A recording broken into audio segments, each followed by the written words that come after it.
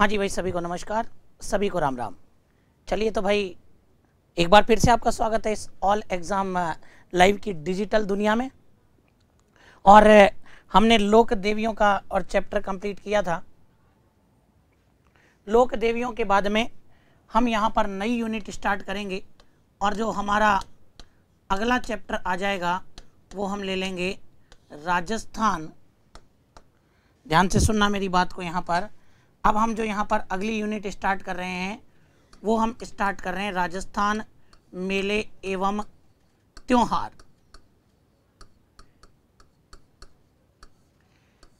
Next हमारी unit आती है राजस्थान मेले एवं त्योहार। चलिए साहब, राजस्थान मेले एवं त्योहार। हाँ जी,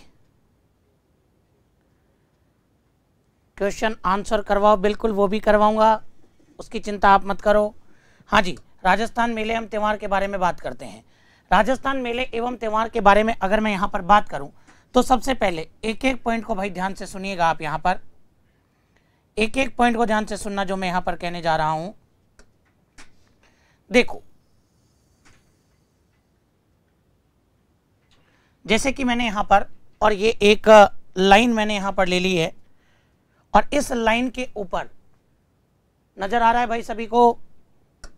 चलो मैं इसका कलर बदल लेता हूं भाई, आप लोग चाह रहे हैं तो, जिससे आपको ये रेखा स्पष्ट दिखाई दे देगी।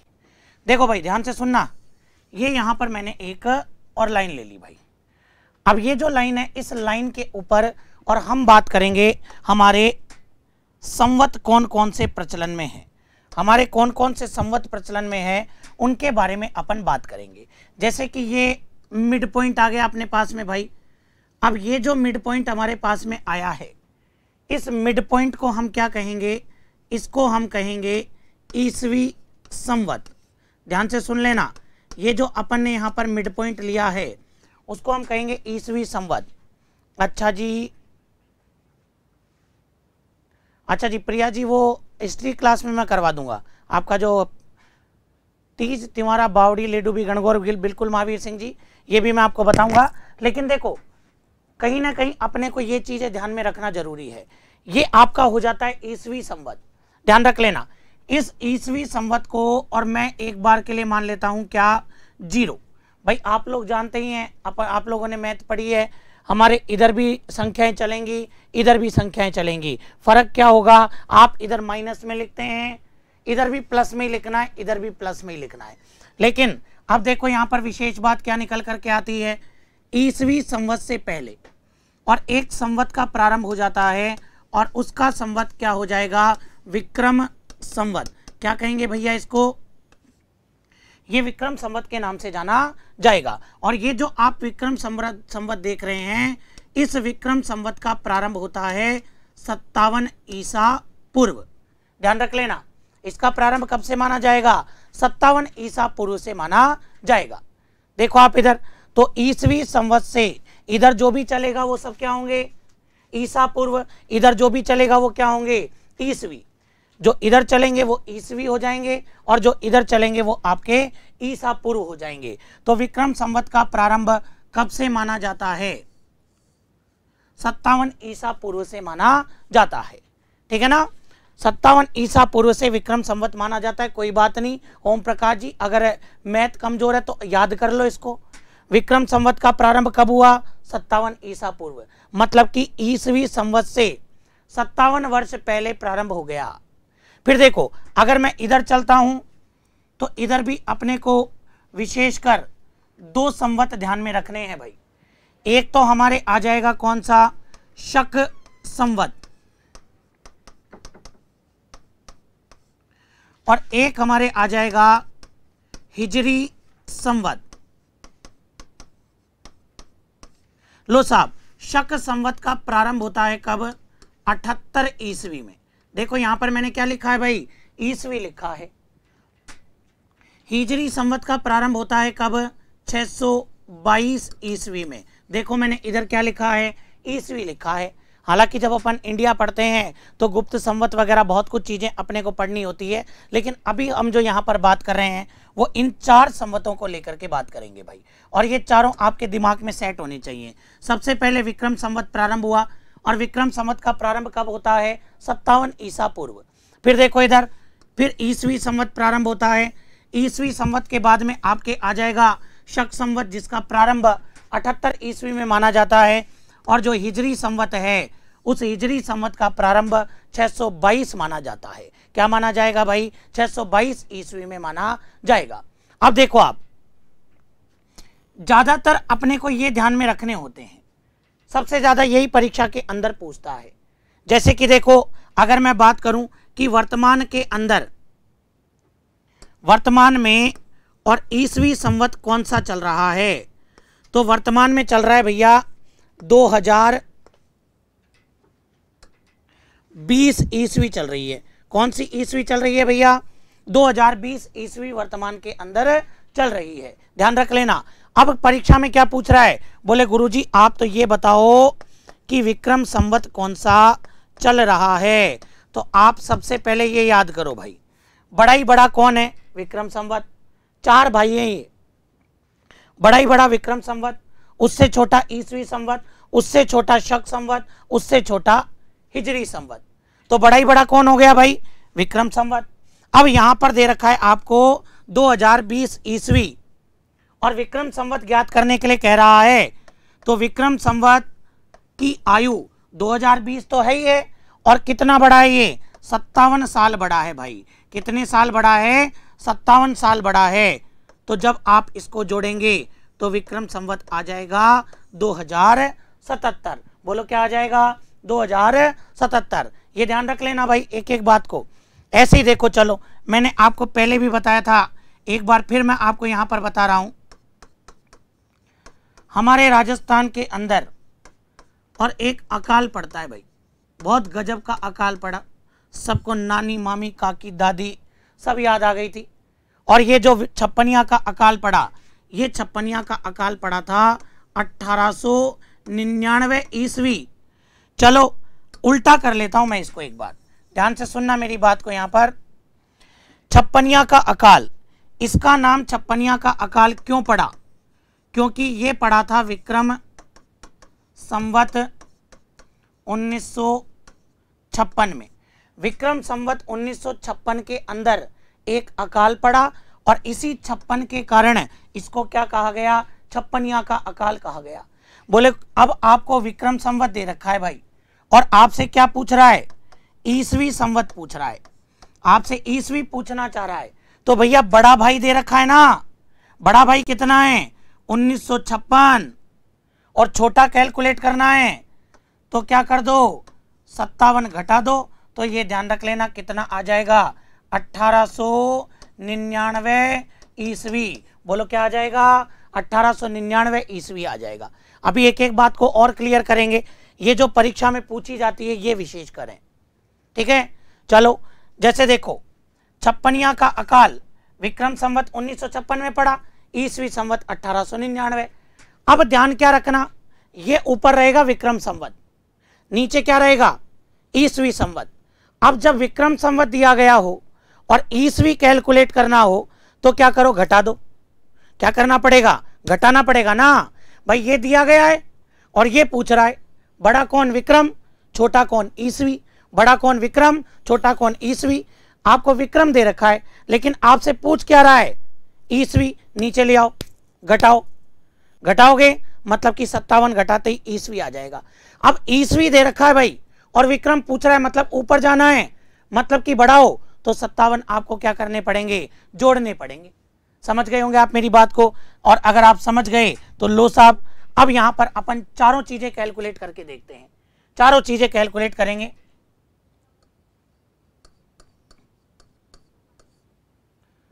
हमारा जो भारत है, ये भारत देश कब स्वतंत्र हुआ? बोले गुरुजी 1947 ईस्वी में स्वतंत्र हुआ। 1947 ईस्वी के अंदर स्वतंत्र हुआ भारत देश। चलो साहब, मैंने आपसे पूछा है मुझे ईस्वी मत बताओ, मुझे क्या बताओ? विक्रम संवत बताओ। फिर मैंने पूछा कि मुझे विक्रम भी मत बताओ, मुझे तो आप शक संवत बताओ। चलो मैंने ये भी नहीं पूछा, मैंने पूछा कि मुझे तो क्या बताओ? हिजरी संवत बताओ। लो साहब, तीनों कैलकुलेट करने हैं, ध्यान रख लेना, तीनों कैलकुलेट करने हैं।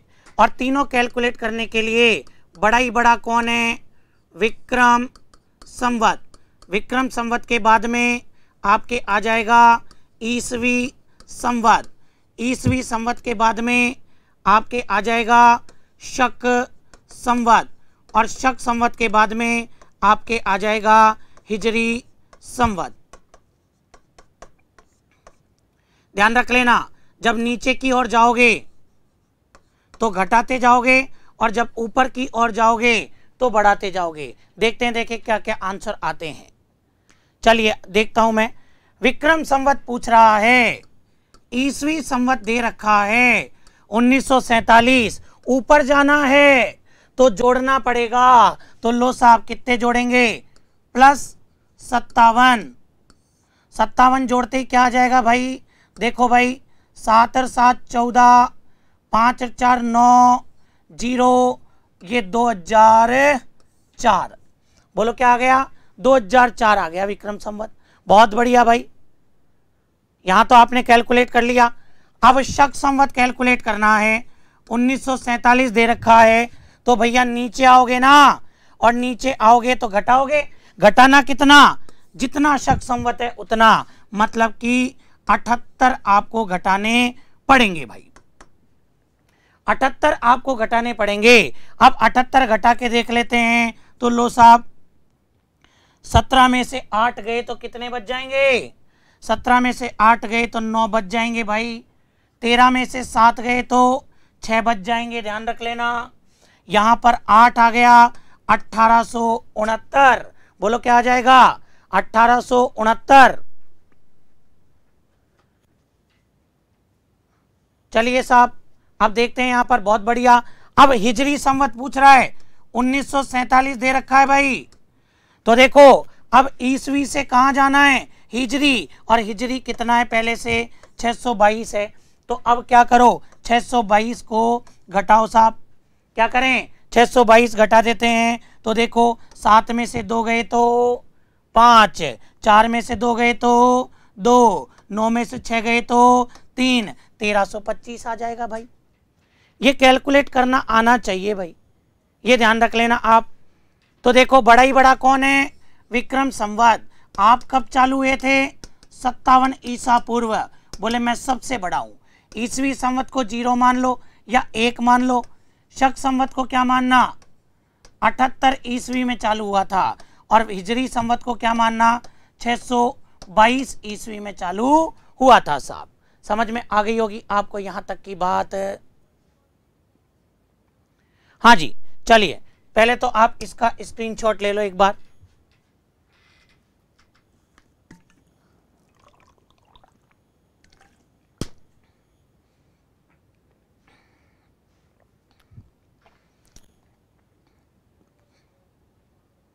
फटाफट से स्क्रीनशॉट लीजिएगा। हाँ जी, ये भी आप एक बार स्क्रीनशॉट ले लो भाई।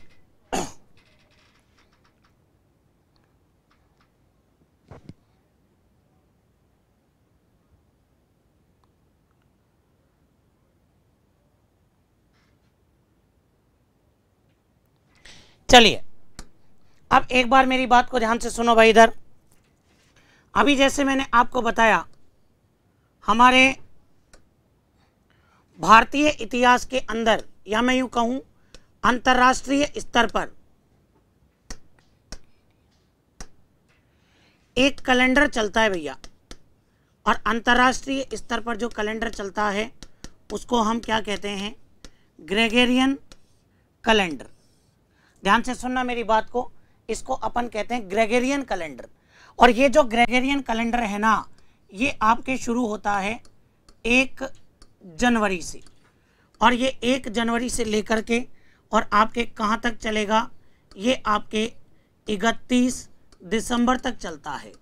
और ये आपका माना जाता है इंटरनेशनल कैलेंडर। ध्यान रख लेना, ये क्या माना जाएगा भाई? ये माना जाएगा अंतर्राष्ट्रीय कैलेंडर। पूरा विश्व लगभग इसी कैलेंडर पर चलता है। जब ध्यान रख लेना, और हमारे इंटरनेशनल ट्रांजैक्शन होते हैं तो वो इंटरनेशनल ट्रांजैक्शन आपके इसी अंतरराष्ट्रीय कैलेंडर पर होते हैं। परीक्षा में प्रश्न पूछ सकता है, ये ध्यान रखना कि ग्रेगोरियन कैलेंडर का प्रारंभ कब से माना जाता है? 1 जनवरी से, और कब तक होता है? 31 दिसंबर। जैसे मैं कहूं कि आज क्या डेट है, मैंने कहा कि आज क्या डेट है, जैसे मैं देख भी लेता हूं, मुझे भी पता नहीं है। आज 22 जुलाई है भाई, आज 22 जुलाई है। तो आप ये जो डेट बता रहे हो ना, ये डेट आप ग्रेगोरियन कैलेंडर से बता रहे हो, ध्यान रख लेना। बिल्कुल ग्रेगोरियन कैलेंडर भी कह सकते हो भाई इसको। फिर देखो आप इसका ऐसे ही एक आ जाता है राष्ट्रीय पंचांग। ध्यान से सुनना मेरी बात को।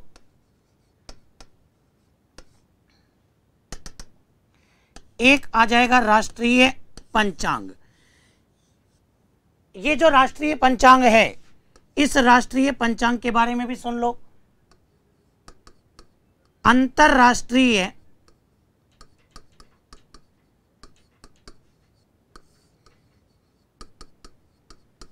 कैलेंडर के,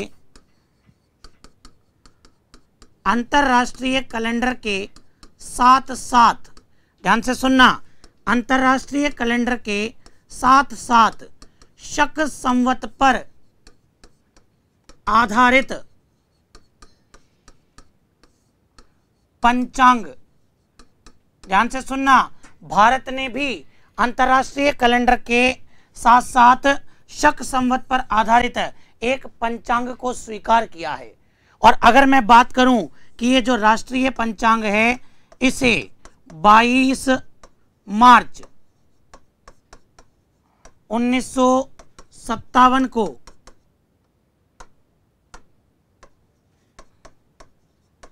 मान्यता दी गई। 22 मार्च 1957 को इसको मान्यता दी गई। और ये जो आप कैलेंडर देख रहे हैं, ये आपके कब से शुरू होता है? ये आपके चैत्र एकम से शुरू होता है। और कब खत्म होता है? ये आपके खत्म होता है फाल्गुन पूर्णिमा। बोलो कब खत्म होता है? फाल्गुन पूर्णिमा। जो आप लोग अपने घरों के अंदर हिंदी के जो कैलेंडर टांगते हो ना, वो हिंदी के कैलेंडर आपके इसी राष्ट्रीय पंचांग पर आधारित होते हैं भाई। और ये राष्ट्रीय पंचांग को 22 मार्च 1957 को मान्यता मिली। और ये ध्यान रख लेना, इसी कारण ऐसा कहा जाता है कि इसका प्रारंभ कब से होता है? इसका प्रारंभ 22 मार्च से होता है। ये दोनों कैलेंडर आपको विशेषकर ध्यान रखने हैं। एक तो आपके ग्रेगोरियन कैलेंडर आ जाएगा।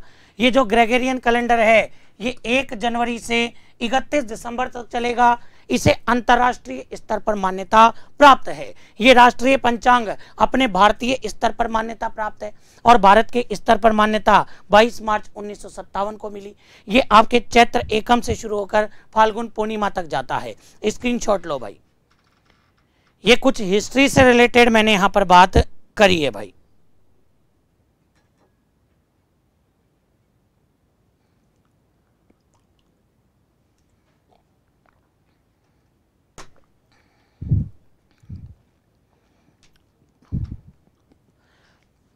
तो परीक्षा में पूछ ले कि राष्ट्रीय पंचांग को मान्यता कब मिली, तो आपका उत्तर क्या हो जाएगा? 22 मार्च 1957 को मान्यता मिली। ध्यान रखना, आज़ादी के 10 साल बाद। अब चलिए त्यौहार की बातें कर लेते हैं। यहाँ पर ये मैंने आपको कुछ ईस्वी संवत वगैरह बता दिए। अब जब मैं त्यौहार की बातें करूँगा तो देखो, अपने को कई धर्मों के त्यौहार पढ़ने। सबसे पहले अपन पढ़ेंगे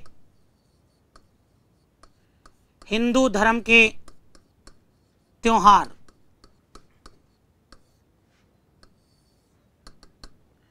सबसे पहले हम यहां पर पढ़ेंगे हिंदू धर्म के त्योहार।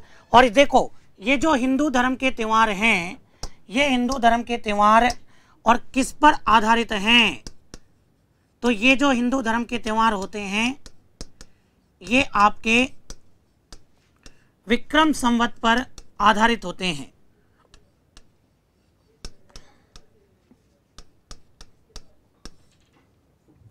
किस पर आधारित होते हैं भाई? विक्रम संवत पर आधारित होते हैं। और ये जो आपके विक्रम संवत है, ये विक्रम संवत आपके किसके अनुसार चलता है? तो ये विक्रम संवत चलता है चंद्रमा के अनुसार। थोड़ी सी यहां पर ध्यान रखना, मैथमेटिकल कैलकुलेशन है तो अपना दिमाग थोड़ा सा खगोल शास्त्रियों की तरह दिमाग में लेना। आगे बात समझ, प्रयोग करना जैसे खगोल शास्त्री प्रयोग करते हैं। तो मतलब कहने का मतलब अपने दिमाग की पूरी बत्तियां जला के रखना, ठीक है ना। तो देखो सबसे पहली बात, हिंदू धर्म के त्योहार विक्रम संवत पर आधारित हैं और विक्रम संवत किसके अनुसार चलेगा, चंद्रमा के अनुसार चलेगा। तभी तो अगर मैं यहां पर बात करूं कि ये जो विक्रम संवत है, इस विक्रम संवत के एक महीने में कितने दिन होते हैं, तो विक्रम संवत के एक महीने में लगभग 29.5 दिन होते हैं।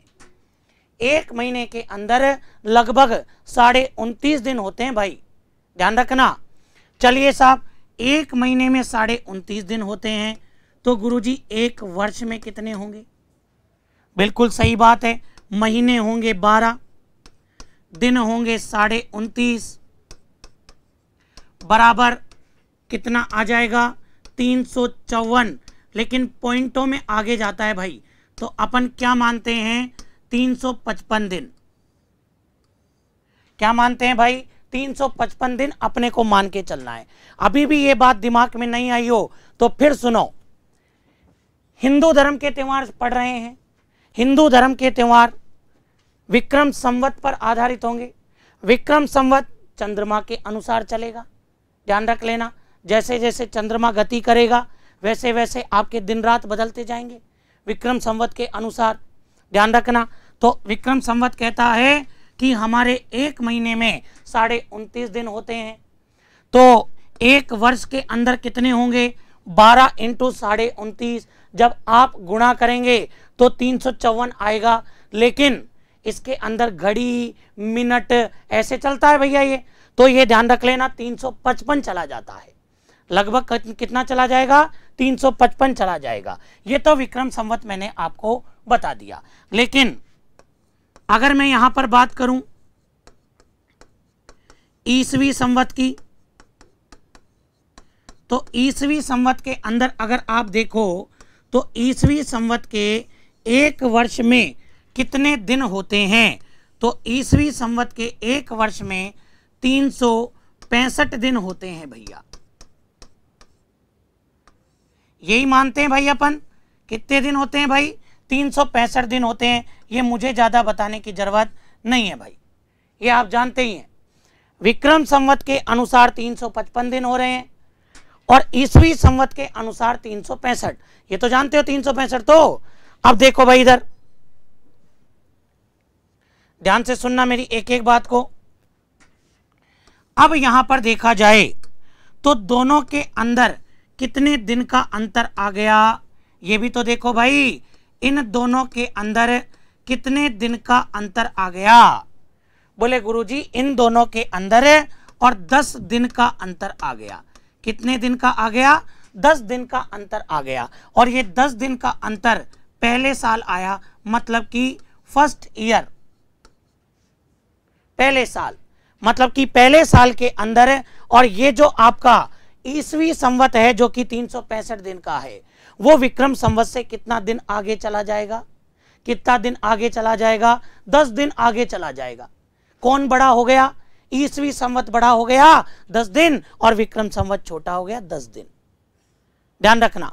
फिर लो साहब, फिर गुरुजी बोले ये तो दूसरे साल भी चक्कर पड़ जाएगा, मतलब कि दूसरे साल फिर 10 दिन आगे चला जाएगा। और बोले गुरुजी तीसरे साल फिर चक्कर पड़ जाएगा, तीसरे साल फिर ये 10 दिन आगे चला जाएगा।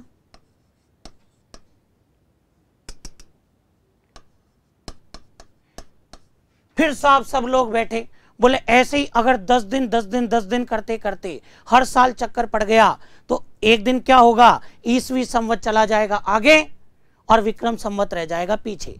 आज अपन कह रहे हैं ना कि हम 2020 ईस्वी में जीते हैं, हम कह रहे हैं कि हम 2077 विक्रम संवत में जीते हैं।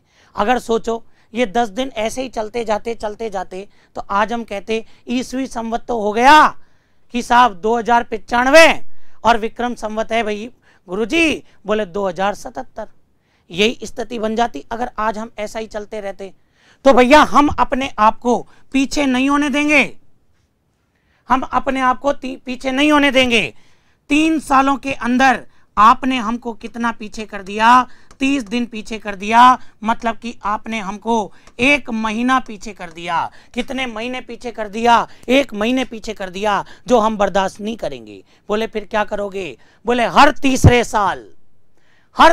साल हमारे 12 महीने नहीं होंगे, हर तीसरे साल हमारे 1 महीना एक्स्ट्रा होगा, मतलब कि हमारे उस साल कितने महीने होंगे? 13 महीने होंगे। और ये जो एक्स्ट्रा महीना होगा इसको हम क्या कहेंगे? अधिक मास कहेंगे। क्या कहेंगे? अधिक मास कहेंगे। बोलो होता है कि नहीं होता है ऐसा? कभी कभी नहीं कहते क्या अपन? बोले साहब इस बार जेठ 2 हो गए, ध्यान रखना, कहते हैं कि नहीं कहते हैं कि जेठ 2 हो गए? कैसे हो गए 2? वो एक अधिक मास ही तो है। वो हम हमारे से आगे कोई चला जाए, आप लोग कॉलेज में पढ़ते थे, पहले साल मुझे पता है आप कितना पढ़ते थे, ठीक है ना? पहले साल आपको कोई चिंता नहीं होती थी, दूसरे साल तो आपको चिंता भी हो तो कोई मतलब नहीं है, सेकेंड ईयर का पेपर वैसे ही हार्ड आता है, तो दूसरे साल भी इतनी चिंता नहीं होती थी। तीसरे साल जाकर के धड़कनें बढ़ जाती थी, बोले इसकी ऐसी की तैसी, अब के तो परसेंटेज बढ़ानी पड़ेगी। तो वही बात, पहले साल कोई चिंता नहीं, 10 दिन आगे चला गया, हमको कोई चिंता नहीं है। दूसरे साल 10 दिन आगे चला गया, कोई बात नहीं, चला जा। तीसरे साल फिर 10 दिन आगे चला गया, बोले तुम्हारी ऐसी की तैसी। कितने दिन आगे चला गया रे? बोले 10 10 10 30 दिन। बोले 1 महीना आगे चला गया। बोले ऐसे कैसे चला गया? बोले साहब अपने तो अब क्या कर सकते हैं? बोले कर क्या सकते हैं? कितने महीने हैं अपने? 12। बोले इस साल अपने 13 महीने। कितने? 13। वही बराबर हो गए, वही बराबर हो गए ना। तो हम हर 3 साल में अपना बराबरी हिसाब कर लेते हैं, ठीक है ना? तो देखो आप, जैसे अगर मैं बात करूं 2075 विक्रम संवत 2075 के अंदर अधिक मास आया था, ध्यान रख लेना। विक्रम संवत 2075 के अंदर, वो सॉरी 75 में नहीं भाई, 76 में, 76 में आया था भाई। विक्रम संवत 2076 के अंदर और अधिक मास आया था, ये ध्यान रखना सबसे पहली बात। तो फिर अच्छा पिछले साल तो नहीं था भाई, ये 75 ही है भाई, हाँ ध्यान, 75 ही माना जाएगा। 2075 के अंदर अधिक मास आया था। फिर देखो इधर 2076 के अंदर आएगा क्या? नहीं आएगा। अब इस साल 2077 चल रहा है, आएगा क्या? नहीं आएगा, ध्यान रख लेना। लेकिन जैसे ही 2078 आ जाएगा, क्या आ जाएगा? अधिक मास वापस आ जाएगा, अधिक मास आ जाएगा भाई। फिर और देखो 2079 के अंदर आएगा क्या? बोले नहीं आएगा। 2080 के अंदर आएगा क्या? बोले नहीं आएगा। 2081 के अंदर अधिक मास आ जाएगा। तो आप मेरी बात को समझ गए होंगे भाई, यहां पर आप मेरी बात को समझ गए होंगे यहां पर। तो ये ध्यान रख लेना, हर 3 साल में 1 महीना अतिरिक्त जोड़ दिया जाता है, और वो जो अतिरिक्त जोड़ा जाता है उसे हम क्या कहते हैं? अधिक मास कहते हैं। स्क्रीनशॉट लो पहले। हाँ जी, इसको मैं छोटा कर देता हूं भाई।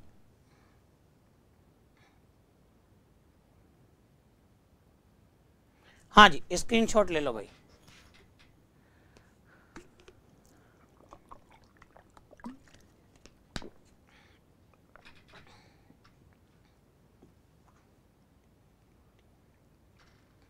बिल्कुल ओम प्रकाश जी, जुगाड़ी हैं हम तो, भारत वाले सब जुगाड़ी होते हैं। हाँ जी,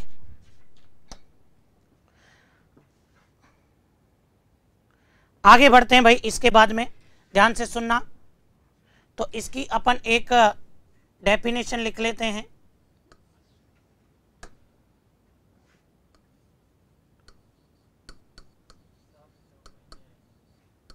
विक्रम संवत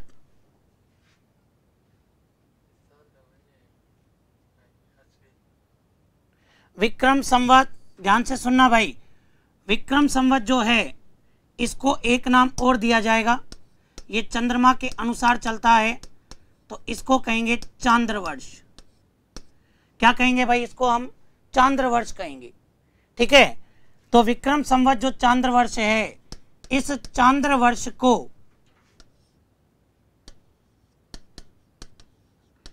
ईसवी संवत, ये सूर्य के हिसाब से चलता है, तो मैं इसको क्या कहूंगा, सौर वर्ष।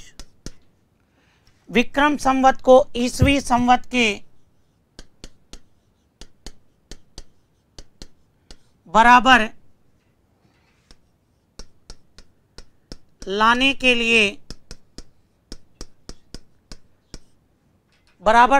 लिए,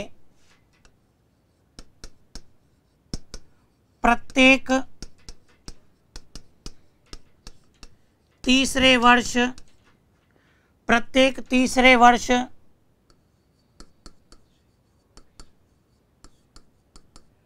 विक्रम संवत में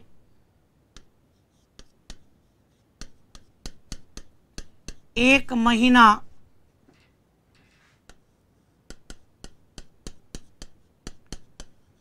अतिरिक्त जोड़ दिया जाता है, जिसे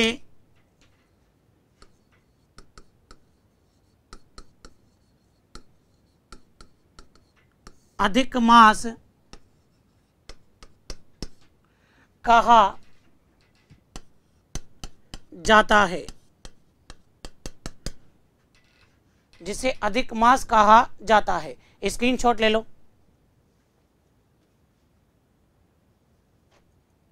मल का महीना भी बताऊंगा भैया। अभी एक बार आप इस अधिक मास को ध्यान रखो। अधिक मास को ध्यान रखना भाई।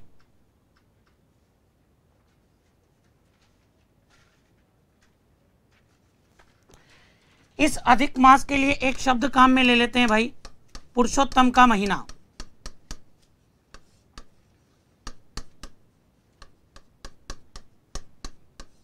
इसको पुरुषोत्तम का महीना भी कह सकते हैं।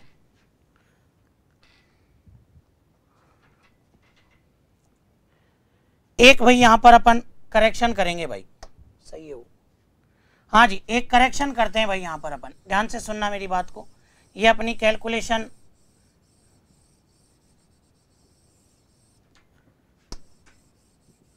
देखो भाई, यहां पर ध्यान से सुनना।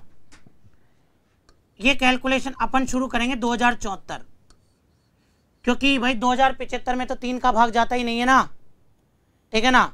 तो देखो आप यहां पर 2074, वो जो अपन ने 2075 किया था ना, वो थोड़ा सा चेंज करना। 2074 के अंदर आता है आपके अधिक मास। क्या आ जाएगा? 2074 के अंदर आया था आपके अधिक मास। 75 में नहीं था भाई, वो 75 में नहीं था। 2074 के बाद में अगर अपन बात करें तो 2075 में आएगा क्या? नहीं आएगा। 2076 में नहीं आएगा। अभी आ गया 2077, और 2077 के अंदर जो अभी चल रहा है इसके अंदर अधिक मास आएंगे भाई। देखो अभी चल रहा है सावन, सावन के बाद में आ जाएगा भाद्रपद, और फिर आएगा आश्विन, तो आश्विन 2 आएंगे भाई, ये ध्यान रखना। हालांकि वो अपन कहते ही हैं वो पुरुषोत्तम का महीना होता है, ध्यान रखना। तो अब इस साल जो है, ये जो विक्रम संवत चल रहा है, इसके अंदर और आपके अधिक मास आएगा। फिर देखो आप 2078 के अंदर नहीं आएगा, 2079 के अंदर नहीं आएगा, 2080 के अंदर, अच्छा 78, 79 और 2080 के अंदर आपके अधिक मास आएगा भाई। हर तीसरे साल आ जाएगा, तो ये ध्यान रख लेना आप। 74 में आया था, 74 के बाद में 77 और उसके बाद में 80, तो ये आपको विशेषकर ध्यान रखना है भाई। बिल्कुल मैंने लिख दिया है। और अगर आप पता भी लगाना चाहो तो 2074 डिवाइड बाई 3 करो भाई, आपको पता लग जाएगा। जैसे 1, फिर आ गया आपके कितना, क्या आ जाएगा यहाँ पर 71, 71 में अच्छा 7 आ गया ना, तो 7 में भाग देके देखे तो 2, फिर आ जाएगा आपके 20। क्या चक्कर पड़ रहा है भाई?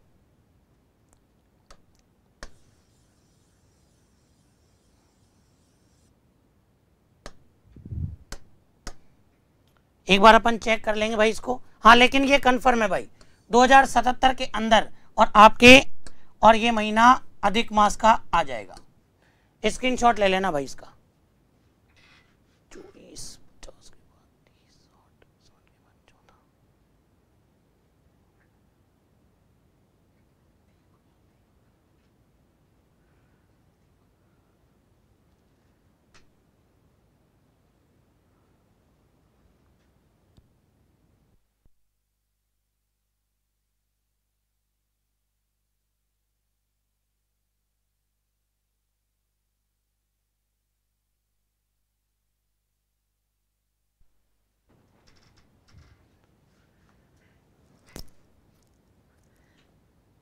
मैं इसको क्लियर कर दूंगा, ये भाई कंफर्म है, ध्यान रखना। चलिए साहब, इसके बाद में अपन आगे बात करते हैं। देखो अब हमारे जो त्योहार चलेंगे वो किसके अनुसार चलेंगे? हिंदी महीने के अनुसार। हमारे जो त्योहार चलेंगे वो हिंदी महीनों के अनुसार चलेंगे। और हिंदी महीनों के अंदर कौन कौन से महीने आते हैं वो देखो भाई। सबसे पहला महीना आ जाएगा चैत्र। चैत्र के बाद में आ जाएगा वैशाख। वैशाख के बाद में आ जाएगा ज्येष्ठ। ज्येष्ठ के बाद में क्या आएगा? चैत्र, वैशाख, ज्येष्ठ, आषाढ़। और अभी चल रहा है क्या? श्रावण। श्रावण के बाद में आ जाएगा भाद्रपद। भाद्रपद के बाद में बात करेंगे भाई अपन यहां पर, ध्यान से सुनना, आश्विन।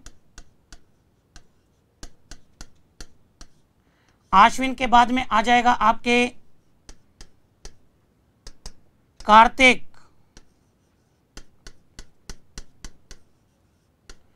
कार्तिक के बाद में आ जाएगा माघशीष।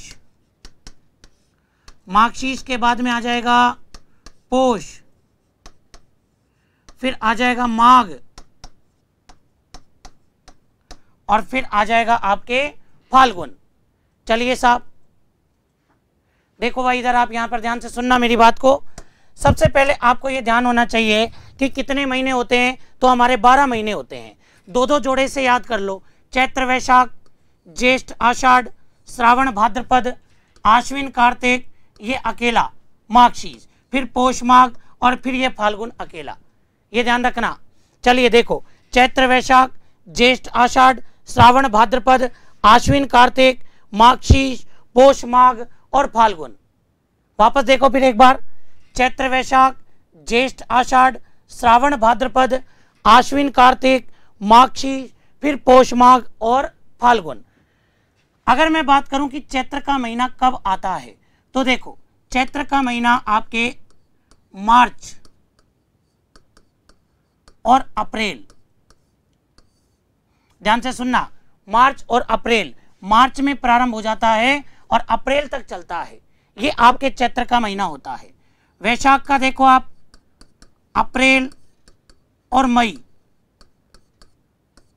ज्येष्ठ का महीना देखो आप, मई जून। आषाढ़ का देखा आप, जून जुलाई। सावन का महीना देखना, सावन का महीना आपके आ जाएगा जुलाई। अभी चल ही रहा है ना, और अभी तो चलेगा भैया, अगस्त तक चलेगा ये पूरा अपना, तो जुलाई अगस्त। फिर देखो आप यहां पर अगस्त सितंबर। फिर देखो इधर सितंबर अक्टूबर, अक्टूबर नवंबर, फिर नवंबर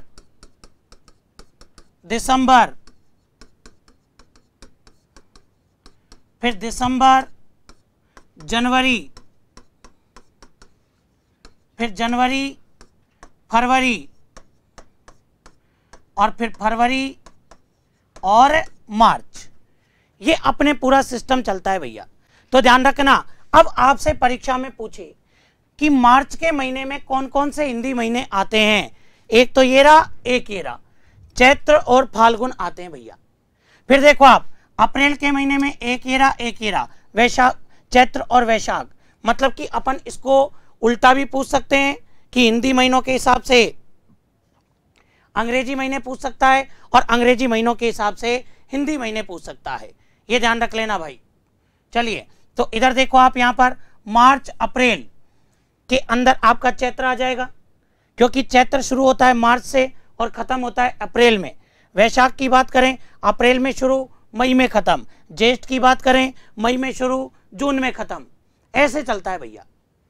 तो अब जून में कौन कौन से महीने आएंगे, ये रहा जून, तो जून में ज्येष्ठ और आषाढ़ आएगा। जुलाई में देखो आप आषाढ़ और श्रावण आ जाएगा। तो ऐसे अपने को ये ध्यान में होना चाहिए। स्क्रीनशॉट लो भाई इसका।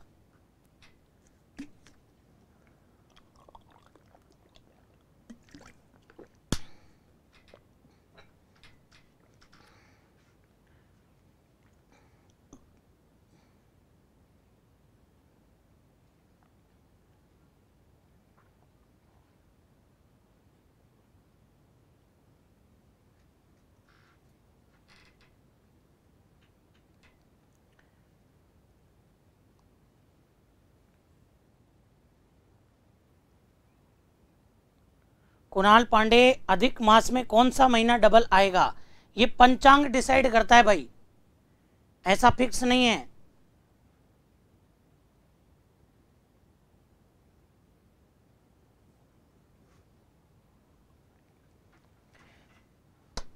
चलिए भाई, इसके बाद में देखिएगा आप, यहां पर ध्यान से सुनना मेरी बात को। यहां पर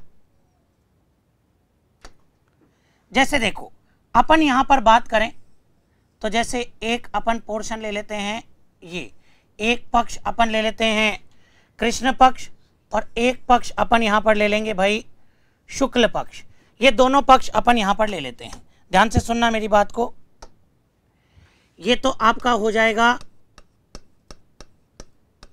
कृष्ण पक्ष, ध्यान से सुनना, और ये मैं ले लेता हूं आपका शुक्ल पक्ष। ऐसे अपने हर महीने के और कितने पक्ष होते हैं, हर महीने के अपने और दो पक्ष होते हैं भाई। कितने पक्ष हो जाएंगे, दो पक्ष हो जाएंगे। ध्यान से सुनना अब मेरी बात को। यहां पर ये बात आपके क्लियर हो गई होगी कि हर महीने के कितने पक्ष, दो पक्ष होते हैं। एक तो आपके क्या आ जाएगा, कृष्ण पक्ष, बोलो कौन सा आएगा, एक तो आपके आ जाएगा कृष्ण पक्ष और एक आपके आ जाएगा शुक्ल पक्ष।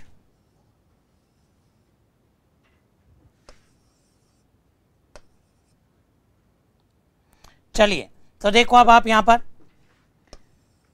अब इन पक्षों के अंदर अपन दिनों को लेकर के बात करेंगे कि कैसे कैसे इनके अंदर और दिन चलेंगे। तो देखो ये दिन तो मैं ले लेता हूं पूर्णिमा, ये 15वां दिन है भाई, और इधर 15वां दिन मैं ले लेता हूं अमावस्या। ध्यान से सुनना मेरी बात को। अब हम पूर्णिमा से कहां चलेंगे, अमावस्या पर, फिर अमावस्या से कहां जाएंगे, पूर्णिमा पर आ जाएंगे। ये ध्यान रखना भाई, यहां से अपन पूर्णिमा से शुरू होंगे और कहां चलेंगे, सीधे अमावस्या पर, फिर अमावस्या से शुरू होकर के हम आ जाएंगे पूर्णिमा पर। तो इसके बीच में कौन कौन से दिन आएंगे, मोनिका जी पूछ रही हैं, अगर इस साल सावन 2 आ जाए तो नेक्स्ट ईयर भाद्रपद 2 होगा, ये फिक्स है, या अलग अलग भी हो सकता है भाई। मैंने कहा ना ये पंचांग पर डिपेंड करेगा। वैसे देखो 2 कुछ भी नहीं आता है। मैं कहूं कि 2 बार सावन आ गया तो रक्षाबंधन 2 बार आता है क्या, नहीं आता है, ध्यान रख लेना। वो मैंने पहले ही कह दिया, वो पुरुषोत्तम का महीना कहलाएगा। तो देखो अब पूर्णिमा से अपन चलें तो एकम आ जाएगा, फिर एकम के बाद में द्वितीया आ जाएगी, द्वितीया के बाद में तृतीया आ जाएगी, फिर आपके आ जाएगी चतुर्थी आ जाएगी, फिर आपके आ जाएगी पंचमी आ जाएगी, फिर आपके इसी तरह षष्ठी आ जाएगी, फिर आपके आ जाएगी सप्तमी, फिर आपके आएगी अष्टमी, फिर नवमी ले लो भाई, दशमी आ गई, एकादशी आ जाएगी, द्वादशी आ जाएगी, त्रयोदशी आ जाएगी और चतुर्दशी आ जाएगी। और ध्यान रखना 15वां दिन क्या हो जाएगा, 15वां दिन आपके हो जाएगा अमावस्या। ऐसा क्यों हुआ?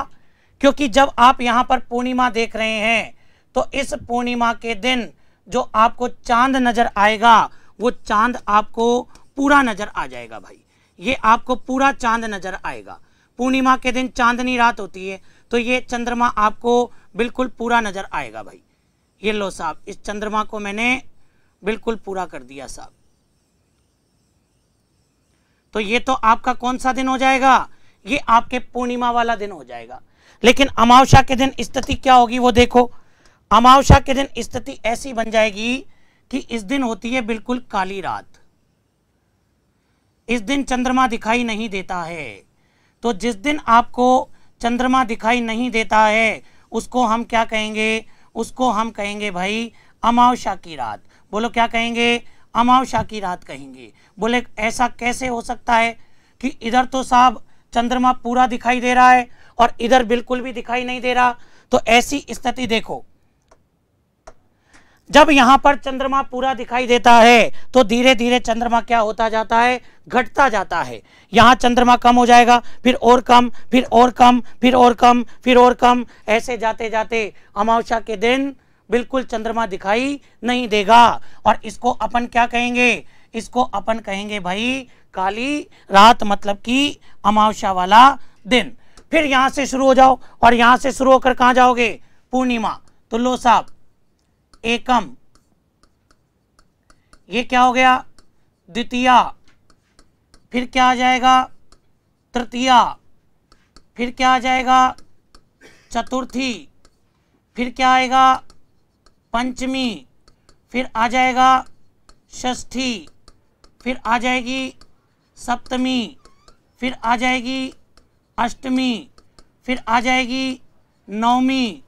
ऐसे ही देखो दशमी, फिर एकादशी, फिर द्वादशी, फिर त्रयोदशी और फिर ऐसे ही अपन क्या ले लेंगे?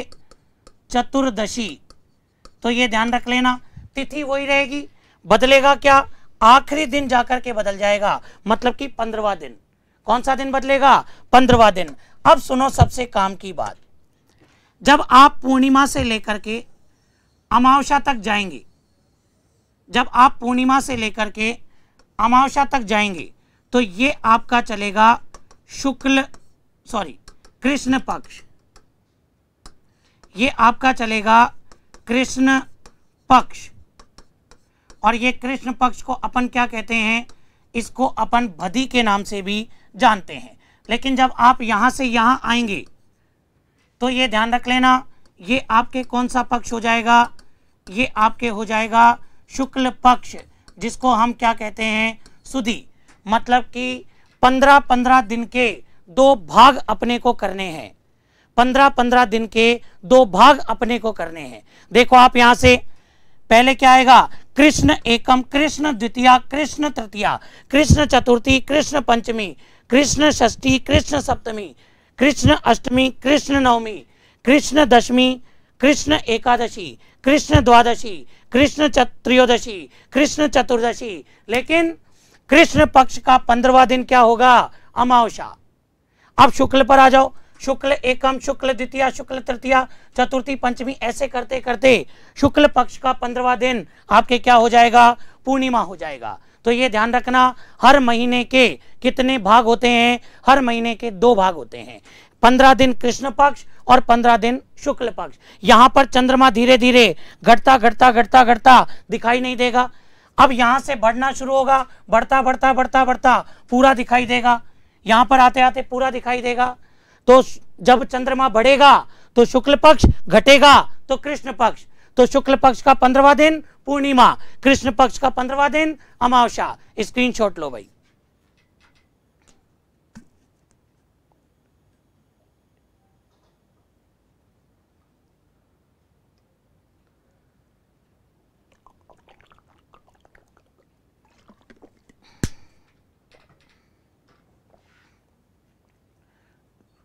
आनंद चौहान जी कह रहे हैं कल तो सर ने हॉस्पिटल ही भेज दिया, इंजेक्शन लगे फिर।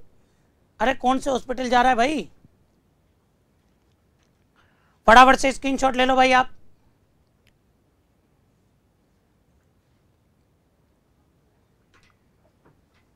हाँ जी भाई। इसके बाद में अब मैं आपसे यहां पर प्रश्न दे देता हूं भाई। कृष्ण पक्ष का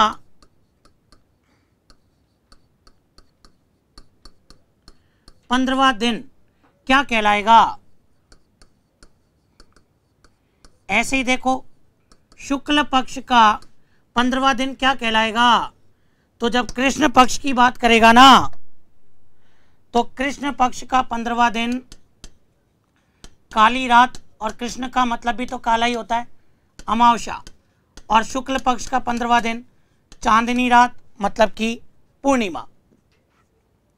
अब मेरा प्रश्न देखो यहां पर क्या है। इसी चित्र के आधार पर मैं एक प्रश्न पूछूंगा। मैंने कहा कि आज श्रावण अमावस्या है, मैंने कहा आज श्रावण अमावस्या है। अब आपको बताना है कि श्रावण अमावस्या के बाद में अगला दिन क्या आएगा। ध्यान रखना, श्रावण अमावस्या के बाद में अगला दिन क्या आएगा। आंसर दो देखें इसके अंदर, श्रावण अमावस्या के बाद में अगला दिन क्या आएगा। फटाफट आंसर देना भाई।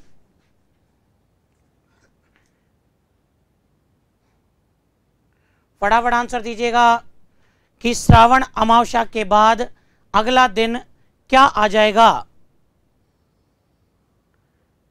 श्रावण शुक्ल एकम, बिल्कुल कुणाल पांडे, बिल्कुल सही उत्तर। महीना थोड़ी बदलेगा भाई, श्रावण पक्ष कौन सा आ गया? शुक्ल एकम। वेरी गुड भाई, श्रावण शुक्ल एकम आ जाएगा, भाद्रपद एकम नहीं आएगी। इधर देखो, अभी कृष्ण पक्ष चल रहा है, अपन यहां से शुरू कर रहे हैं, यहां से शुरू करके इधर आ गए, फिर पहले यूं चलना पड़ेगा, पूर्णिमा पर जाकर के महीना खत्म होगा। ध्यान रखना, तो श्रावण शुक्ल एकम आ गया।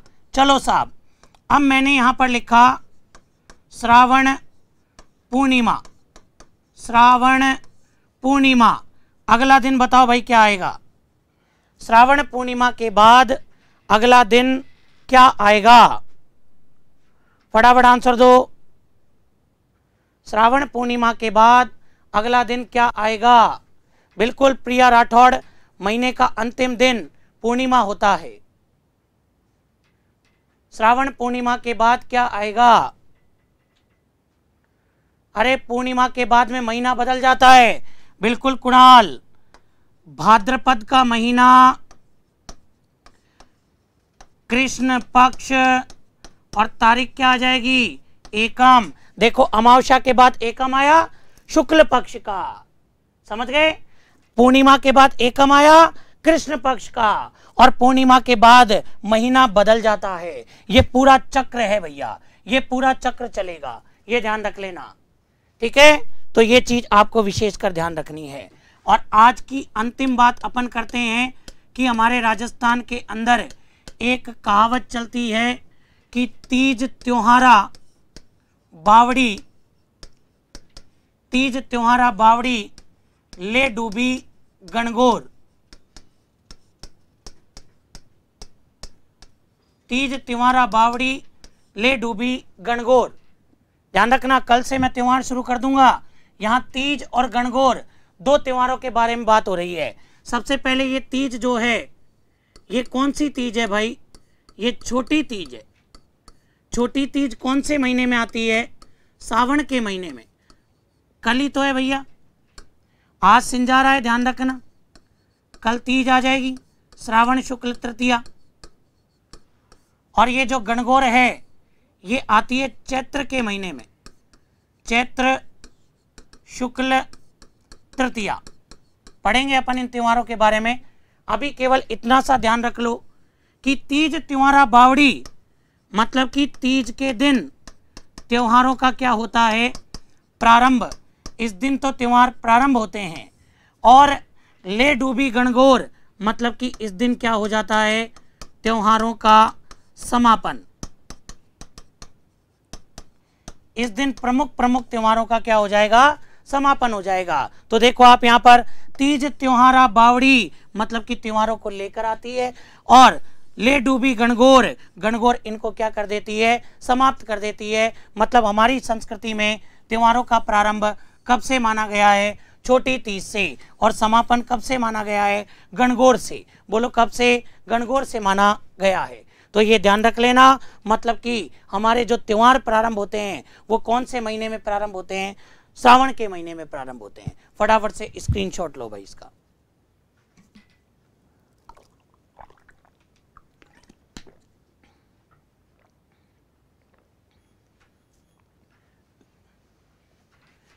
चलिए, तो कल से अपन महीनों के अंदर त्योहार पढ़ना शुरू कर देंगे। तो आज के लिए इतना ही। धन्यवाद। जय हिंद, जय भारत, जय राजपूताना।